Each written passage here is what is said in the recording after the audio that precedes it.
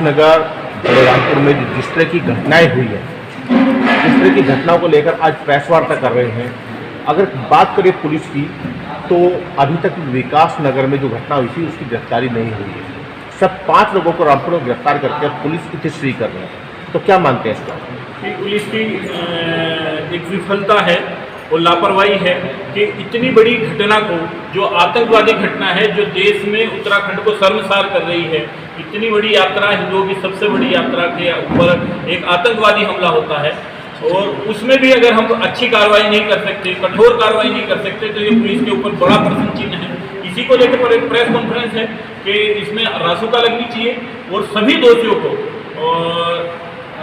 जल्द से जल्द गिरफ्तारी होनी चाहिए, नहीं संगठन बड़ी कार्रवाई करने को विवश होगा। आपने कहा यूपी और हरियाणा के लोग भी इस आंदोलन में उतरने को तैयार है, अगर गिरफ्तारी नहीं होती। क्या है, जो कांवड़िए थे वो केवल उत्तराखंड के नहीं थे, वो यूपी, हरियाणा और हिमाचल के थे जिनके ऊपर हमले हुए हैं और गंभीर चोटें लगी हैं, उनके सिर बहुत गंभीर तरीके से फटे हैं और सभी लोगों में आक्रोश है। सभी के फ़ोन हम लोगों को आए हैं कि भाई उत्तराखंड के ऊपर इतनी बड़ी घटना हो गई और कोई प्रतिक्रिया नहीं है, कोई कार्रवाई नहीं है, सब गुस्से में है, तो सबको आंदोलन करने विवश होना पड़ेगा। फिर पुलिस अगर कार्रवाई नहीं करती है तो पुलिस जिस राशिद पहलवान को गिरफ्तार किया गया, मुख्य आरोपी बताया पुलिस ने, उस राशिद पहलवान के ऊपर पहले से कई मामले 307 में दर्ज है, कई मामले जमीनों से संबंधित दर्ज है और उसके बाद भी पुलिस जो है उससे एक, आपने बताया कि मित्रता का व्यवहार कर रही है। ये बड़ा प्रश्न चिन्ह है हमारी व्यवस्था के ऊपर कि जो इतने बड़ी, जिसके ऊपर दर्जनों मुकदमे दर्ज हैं, जिसके ऊपर गुंडा एक्ट लगनी चाहिए, जिसे तड़ी पार करना चाहिए, वो थाने और चौकियां चलाते हैं, वो पुलिस के गले में हाथ डाल के घूम रही है।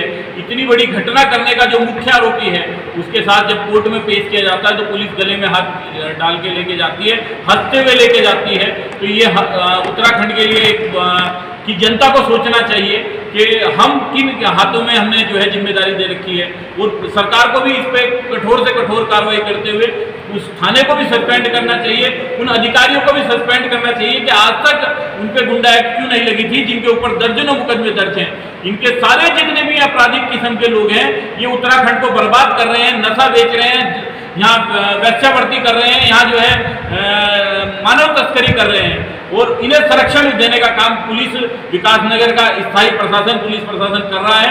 इन्हें तत्काल बदलना चाहिए, सारे थाने बदलने चाहिए और इनकी जांच करके इन पे गुंडा एक्ट करके इन्हें उत्तराखंड से बाहर निकालना चाहिए अपराधी को। सबसे बड़ा सवाल कि विकासनगर में इतनी बड़ी घटना होती है, पुलिस चौकी में पथराव किया जाता है, पुलिस चौकी में अल्लाह अकबर के नारे लगाए जाते हैं, उसके बाद भी आरोपियों की अभी तक गिरफ्तारी नहीं है। हाँ, कुछ हिंदू संगठन के लोगों पर 107 सोना जरूर की है और वो भी जहाँ 20,000 का मुचलका होना चाहिए था, 1 लाख का मुचलका वहाँ पर इनको भरना पड़ रही है। ये कश्मीर बनाने की साजिश है। जिहादी नारे लगातार विकासनगर में लग रहे हैं, एक बार नहीं 3 बार ये घटनाएं हुई हैं। मस्जिद के सामने भीड़ इकट्ठी होकर जिहादी नारे लगाती है, देश विरोधी नारे लगाती है, सड़क को जाम करके, हाईवे को जाम करके वहाँ पे नारे लगाए जाते हैं, उनके खिलाफ कोई कार्रवाई नहीं होती है।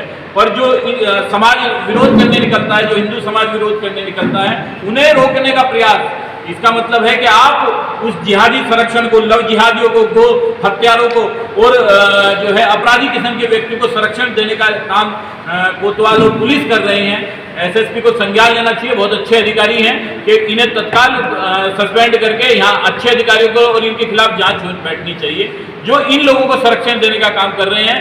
ये जो उत्तराखंड में जिहादी आंधी आई है, ये मुझे लगता है पुलिस संरक्षण के साथ काम कर रही है। अगर पुलिस के कुछ जो गलत अधिकारी हैं उन्हें हटा दिया जाएगा तो ये बहुत बड़ा काम इसमें हो जाएगा, ये रोकने का के लिए इनके लिए।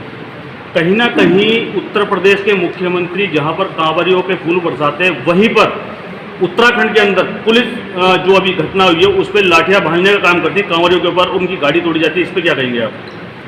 पुष्प वर्षा तो हमारे मुख्यमंत्री जी ने भी की है, डीजीपी साहब भी पुष्प वर्षा में गए हैं, परंतु जो नीचे का प्रशासन है वो आज भी वही जिहादी मानसिकता का है, कांग्रेसी मानसिकता का है।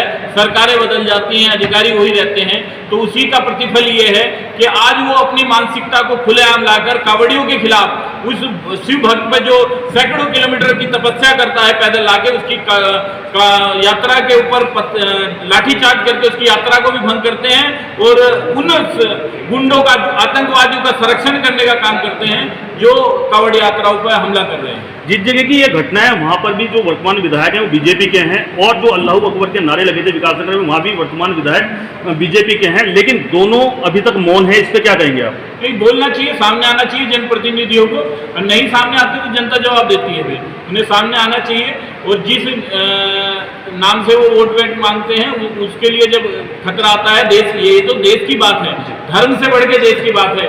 जो वहाँ नारे लगे हैं वो देश विरोधी नारे लगे हैं। ये जो यात्रा है वो राष्ट्रीय यात्रा है, ये स्वाभिमान की यात्रा है। इसके ऊपर हमले का मतलब है कि देश के ऊपर हमला होना, और सबको इसके लिए खड़ा होना चाहिए, सबको इसके लिए आवाज उठानी चाहिए। बार बार गजवाए हिंद की बात करते हैं, है क्या गजवाए हिंद?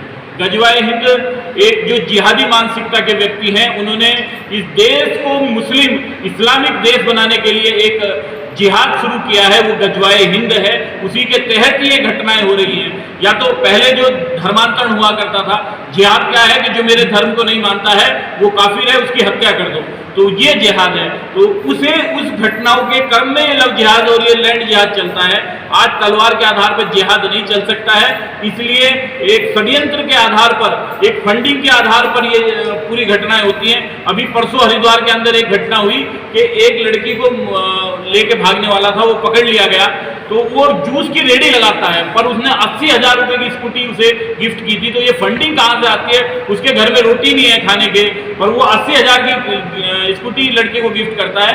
तो ये जिहाद है कि धर्मांतरण करने के लिए, अपने धर्म में लाने के लिए लड़की भी आती है। यहाँ तो 2 ही बच्चे देती है, वहाँ वो 15-20 बच्चे देती है, दर्जनों बच्चे देती है। बच्चे पैदा करने की मशीन, और उसके बाद उसे विदेशों में बेच दिया जाता है। ये आज की तारीख में जिहाद है, लव जिहाद है। अगर कहीं ना कहीं ये अपराधी नहीं पकड़े जाते और ऐसे पुलिसकर्मियों पर कोई एक्शन नहीं होता है सरकार के द्वारा, आपका स्टैंड क्या रहेगा आगे? देखिए, इनके खिलाफ सरकार को कार्रवाई करनी पड़ेगी। नहीं करेंगे तो संगठन के लोग उग्र आंदोलन करेंगे। किसी भी हालत तक, किसी भी हद तक जाकर हमें ये इनके खिलाफ कार्रवाई चाहिए। दोषियों को बिल्कुल बख्शा नहीं जाएगा। उत्तराखंड को बिल्कुल इस्लामिक राज्य नहीं बनने देंगे। और यहाँ पे ये देवभूमि है, ये हिंदुओं की भूमि है। यहाँ जो आएगा वो हमारे हिसाब से रहेगा, वो इस संविधान के हिसाब से रहेगा, वो जो है संविधान में जो आस्था रखता होगा उसे ही रहने का अधिकार है। अल्टीमेटम होगा तो टाइम बाउंड होगा, कब तक की आप अल्टीमेटम दे रहे हैं? आज जो है बड़े अधिकारियों से और सरकार के प्रमुख लोगों से बातचीत हुई है और शाम को भी होनी है। उसके बाद जो है तय करके हम समय तय करेंगे। पर सप्ताह भर के अगर अंदर इन पर कार्रवाई नहीं हुई तो हम संभवतः बड़ा आंदोलन तय करेंगे पूरे प्रदेश में।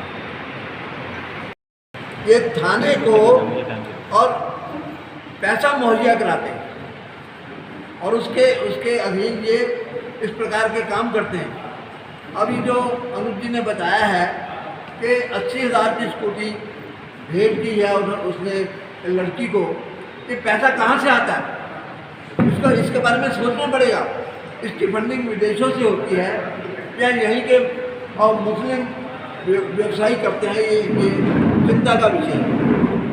तुरंत सरकार से मांग करते हैं कि जो मुस्लिम सेवा संगठन बना है, ये नईम कुरैशी है, सद्दाम कुरैशी है, ये आतंकवाद इसके जरिए उत्तराखंड के अंदर फैला रहे हैं।